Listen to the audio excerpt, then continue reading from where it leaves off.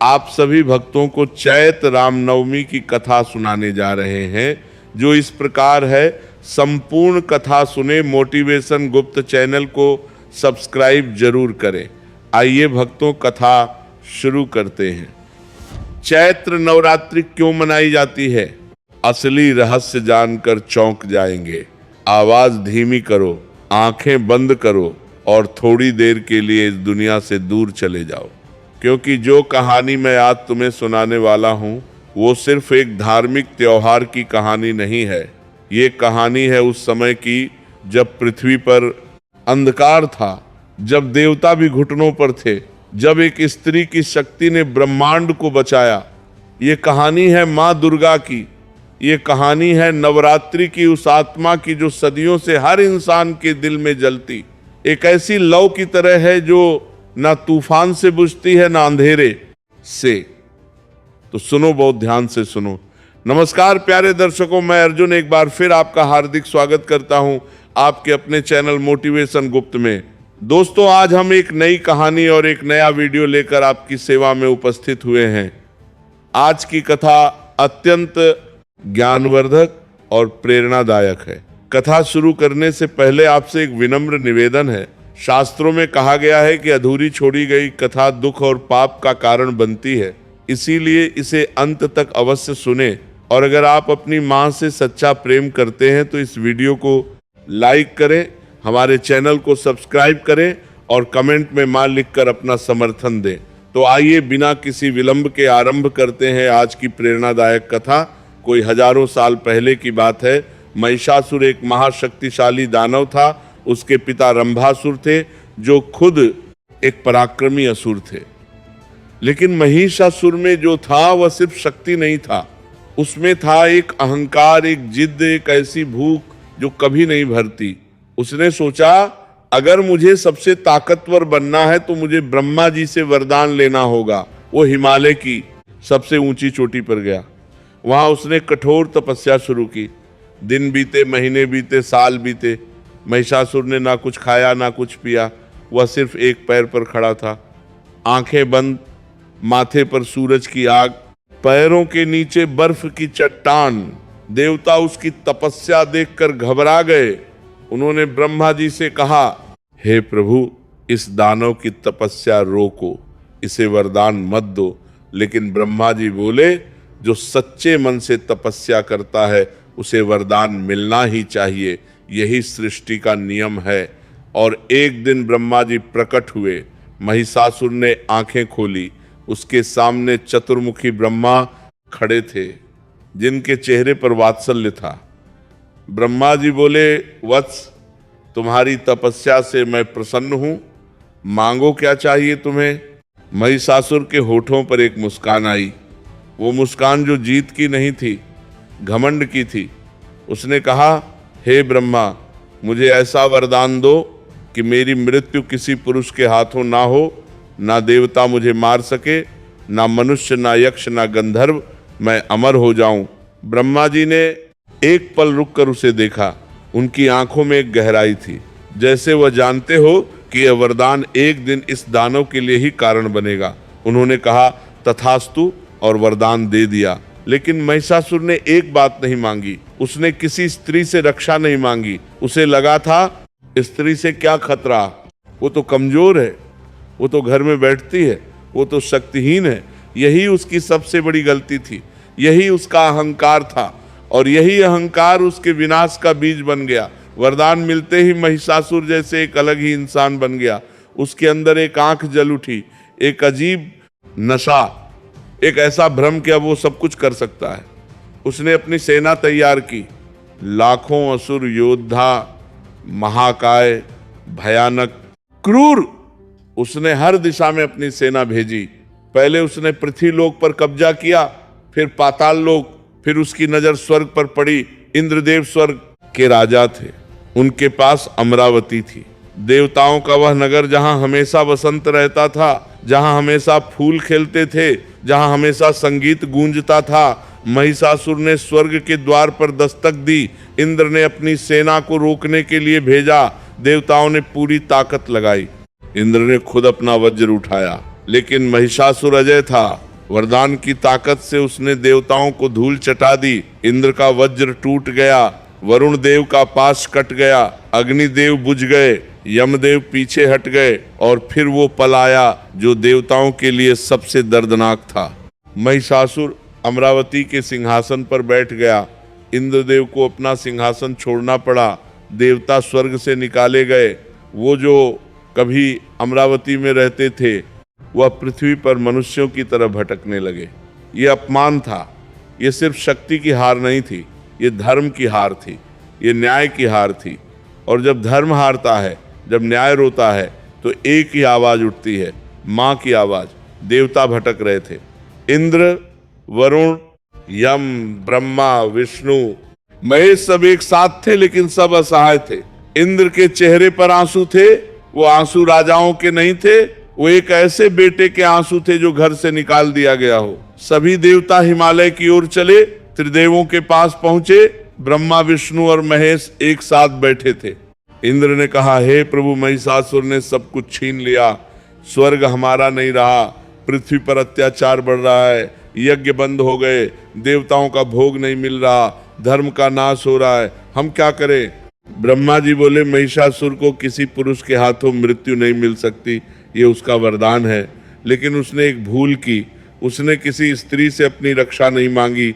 विष्णु जी मुस्कुराए, एक ऐसी मुस्कान जिसमें रहस्य था, एक ऐसी मुस्कान जिसमें उत्तर था, एक ऐसी मुस्कान जिसमें सुता, जैसी मुस्कान जिसमें वो बोले तो फिर एक स्त्री ही महिषासुर का अंत करेगी, लेकिन वो कोई साधारण स्त्री नहीं होगी, वो होगी महाशक्ति, वो होगी आदि शक्ति, वो होगी जगदम्बा। और फिर जो हुआ वो ब्रह्मांड की सबसे अविश्वसनीय घटना थी। सभी देवताओं के शरीर से एक तेज निकला, एक दिव्य प्रकाश, ब्रह्मा जी का तेज, विष्णु जी का तेज, महादेव का तेज, इंद्र का तेज, अग्नि का तेज, वरुण का तेज, यम का तेज, सूर्य का तेज, सभी का, वो सारे तेज एक जगह मिले, एक महापुज बना। एक ऐसा प्रकाश जो आंखों को चौंधिया दे, जो अंधकार को चीर दे, और उस प्रकाश में से एक नारी का रूप प्रकट हुआ। माँ दुर्गा 18 भुजाओं वाली, 3 नेत्रों वाली, सिंह पर सवार, उनके चेहरे पर एक शांति थी जो किसी युद्ध से पहले की शांति थी। एक ऐसी शांति जो कहती है कि अब अन्याय का अंत होगा। हर देवता ने उन्हें अपना सबसे शक्तिशाली अस्त्र दिया। इंद्र ने वज्र दिया, वरुण ने शंख दिया, अग्नि ने शक्ति दी, यम ने धन दिया, वायु ने धनुष बाण दिए, विष्णु जी ने सुदर्शन चक्र दिया, महादेव ने त्रिशूल दिया, ब्रह्मा जी ने कमंडल दिया, हिमालय ने सिंह दिया सवारी के लिए, और माँ दुर्गा खड़ी हो गई। वो पल था सृष्टि की सबसे बड़ी क्रांति का। वो पल था जब शक्ति ने रूप लिया। वो पल था जब ब्रह्मांड ने सांस ली। माँ दुर्गा ने एक बार सारे देवताओं को देखा।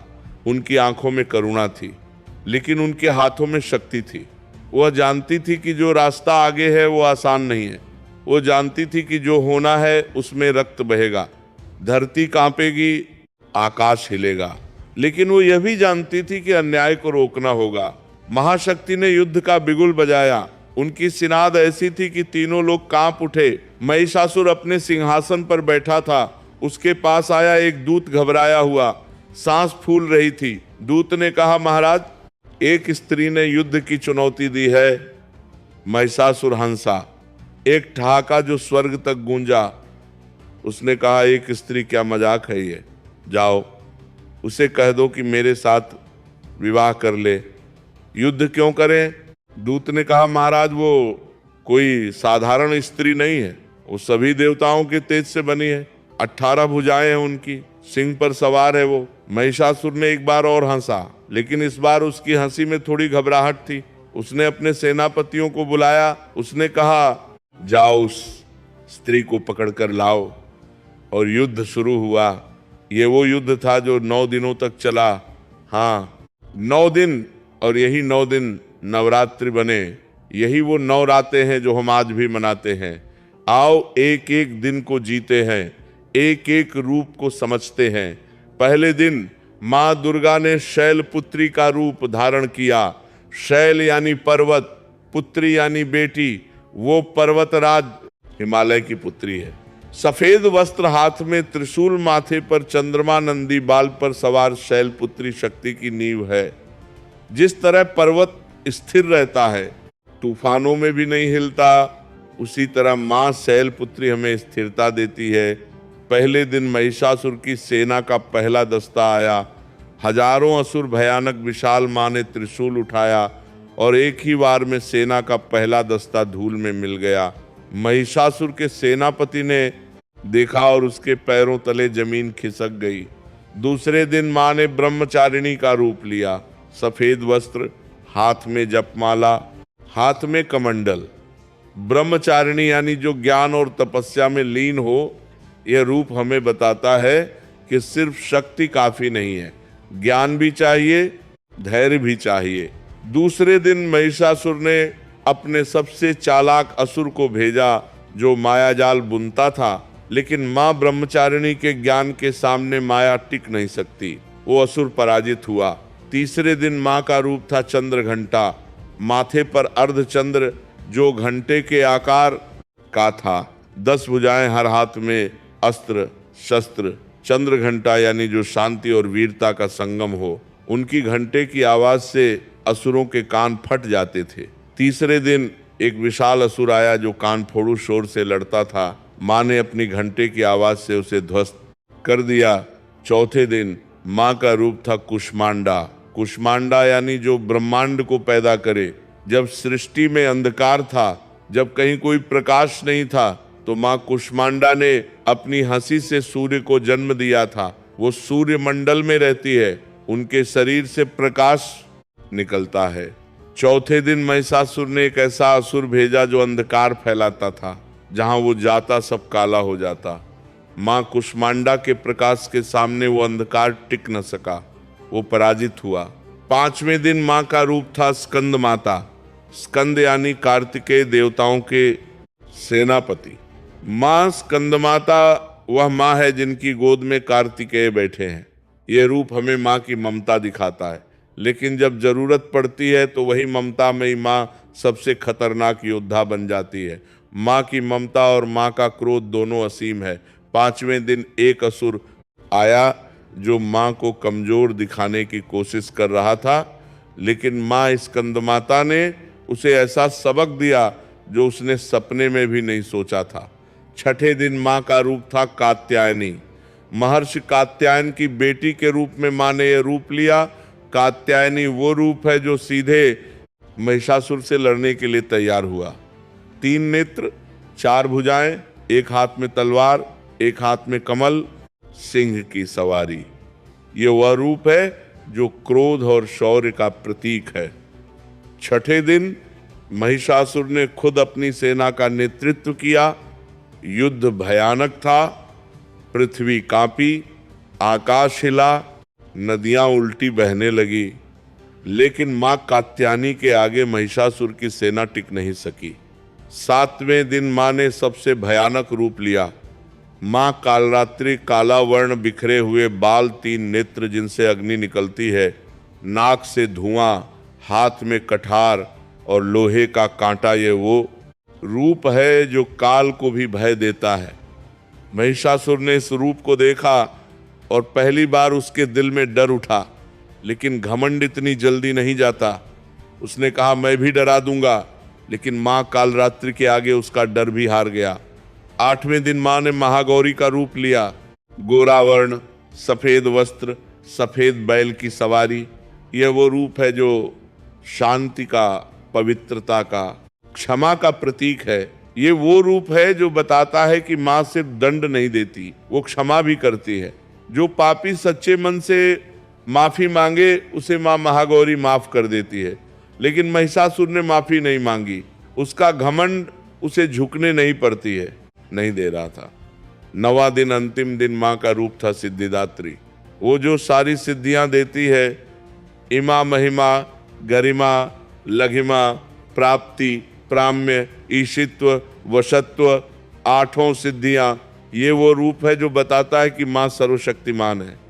9वें दिन महिषासुर अंतिम बार आया।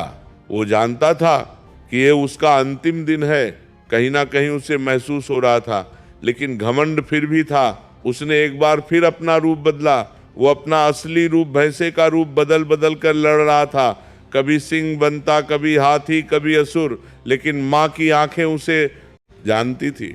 माँ ने त्रिशूल उठाया, पूरा आकाश गूंज उठा और वो त्रिशूल महिषासुर के सीने में उतर गया। महिषासुर गिरा। वो जो कवि अमर था, वो जो स्वर्ग का राजा बन बैठा था, वो जिसने देवताओं को नचाया था, वो धरती पर गिरा। उसकी आंखों में अंत में एक भाव था, पछतावा। शायद उसे समझ आया था कि जो शक्ति दिखाई देती है वो शक्ति नहीं होती, असली शक्ति वो होती है जो न्याय के साथ हो। माँ ने उसे देखा, उनकी आंखों में क्रोध नहीं था, उनकी आंखों में एक गहरी शांति थी। महिषासुर का अंत हो गया, अन्याय का अंत हो गया। जब महिषासुर गिरा तो तीनों लोकों में एक ऐसी खामोशी छा गई जो जीत की खामोशी होती है। फिर एक आवाज उठी, देवताओं की आवाज, जय मां दुर्गा। स्वर्ग के द्वार फिर खुले, इंद्रदेव वापस अमरावती गए, देवता अपने अपने स्थान पर लौटे, यज्ञ फिर शुरू हुए। धरती पर धर्म वापस आया, फूल बरसे, दीप जले, संगीत गूंजा। और यही जश्न, यही खुशी, यही विजय आज भी हम मनाते हैं। नवरात्रि 9 रातों का यह त्योहार उन्हीं 9 दिनों की याद है जब माँ दुर्गा ने महिषासुर से लड़कर ब्रह्मांड को बचाया था। लेकिन यहीं पर एक सवाल उठता है, नवरात्रि तो साल में 2 बार आती है, तो चैत्र नवरात्रि खास क्यों है? ये सवाल बहुत गहरा है और इसका जवाब इससे भी गहरा है। चैत्र यानी हिंदू कैलेंडर का पहला महीना।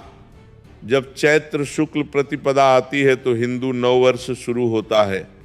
सोचो एक पल के लिए, जब साल की शुरुआत होती है तो हम क्या करते हैं?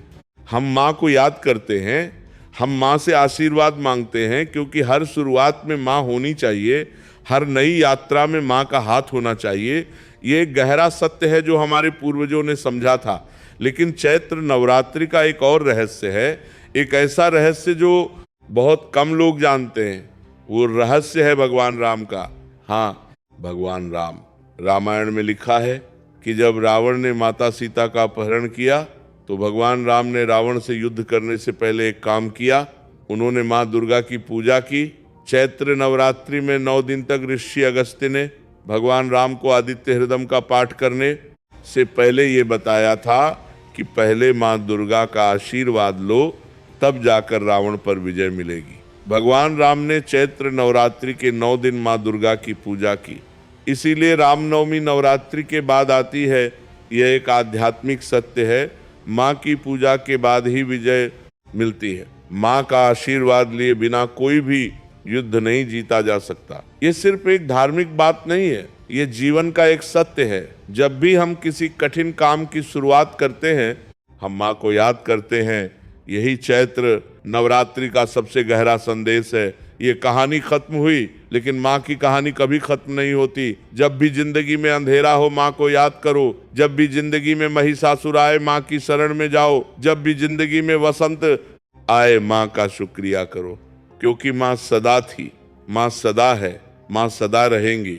नवरात्रि मुबारक हो। जय माँ दुर्गा।